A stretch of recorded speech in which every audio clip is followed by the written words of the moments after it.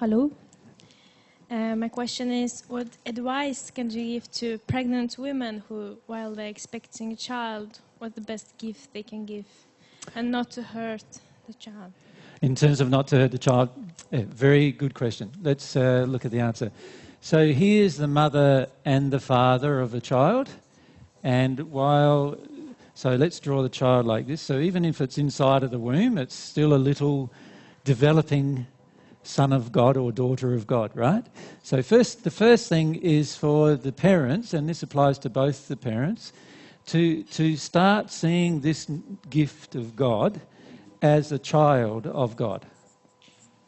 Not your own child, but a child of God. Once you start seeing it as God's child, then you can start actually feeling about, what's the best thing for this child? Okay? Now, the best thing for the child is that, firstly, it doesn't know itself when it's going to arrive.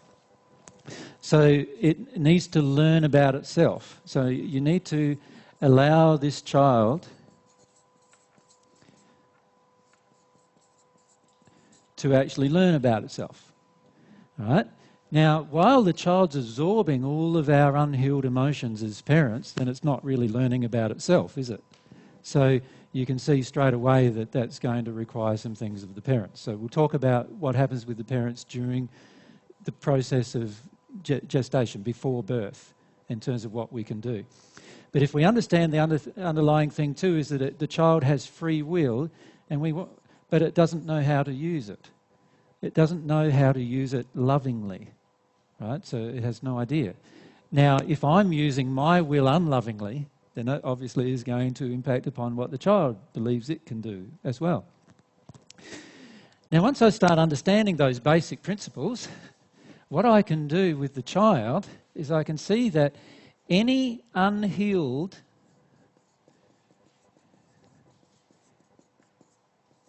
emotions or beliefs that I have that are unloving, so we'll put it on there, unloving, unhealed emotions, beliefs and so forth, that are all a part of my soul. Oops, I just spelled right. What is ever a part of my soul will enter this child automatically.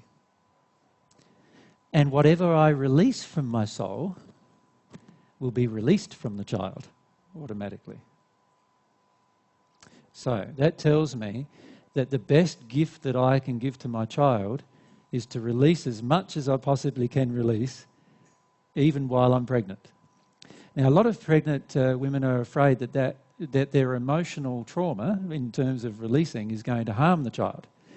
The reality is that the holding on to your emotional trauma will harm the child.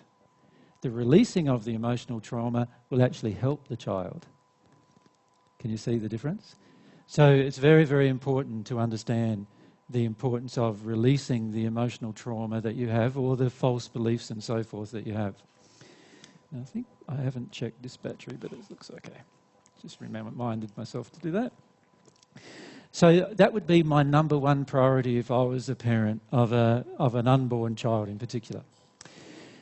The second thing is obviously things that you do while the child is within the womb will have a much greater effect upon the child than if the child was newly born or no longer in the womb. Because your feelings are being impressed upon the child to the greatest degree at that particular time. So any unfelt feelings that you choose to keep unfelt, in other words, that you choose to hold on to rather than feeling, the child will be forced into feeling them. Because everyone around you is actually forced into feeling them. But the child, being inside of your body, will be forced into feeling them the most. All right? So one of the most powerful things that a mother can do is to learn to own and feel every emotion she has rather than pushing it down and denying it. So if she feels frightened, feel frightened.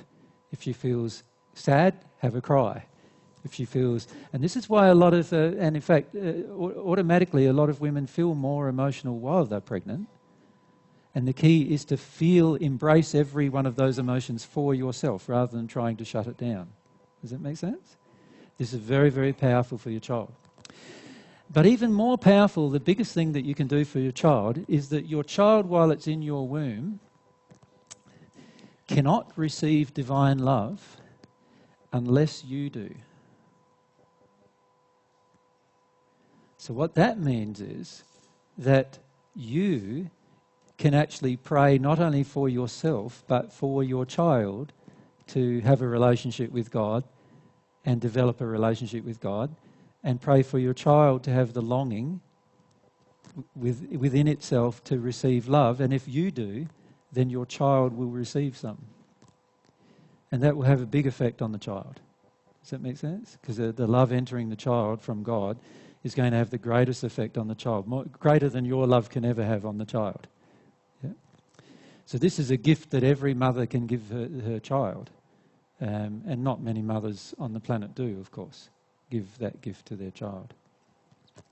So there are many things that you can do when you're pregnant with a child that can help the child even before the child is born. In addition to those things, the child is capable of learning from the time of conception, right? Because the child has a soul, and the soul has a brain. It has a way of remembering things. And so whatever you do with the child and whatever you teach the child can automatically be learnt even while the child is in the womb. So there are many things you can do in that regard. But if you have a resistance to learning, then of course the child will develop a resistance to learning. So you can see that every emotion that the mother has will greatly affect whether the child has a great ability to learn, has a great ability to absorb information and so forth. So there are a tremendous amount of things that you can do for your child while you're pregnant. And my suggestion to all mothers is to embrace all of those particular things.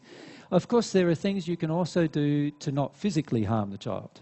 So, you know, obviously what you drink and what you eat will also have an effect on the child during pregnancy, because your acceptance of what you eat has an emotional acceptance in the child of the same thing. So if you're eating meat during your pregnancy, then your child is going to automatically accept the eating of meat as a result. Does that make sense? As if that's something that's loving when it's not. If you drink coffee and stimulants while you're pregnant, which are obviously doctors have said frequently not to do those kind of things, but if you do, it will affect the child's uptake of those particular stimulants, and the child will actually become addicted to those stimulants while in the womb. And often then will have to give up those addictions, those physical addictions, within the first few days of its life, the first few weeks of its life, and that's going to be quite traumatic for the child. Every time you give up an addiction, it's quite traumatic. So naturally, if your child is having to give up one, it's going to be quite emotionally traumatic as well. So anything that you can do to assist the child to enter the world without having any of those addictions, emotional or otherwise, is going to be a great benefit to the child. Does that make sense? Yeah.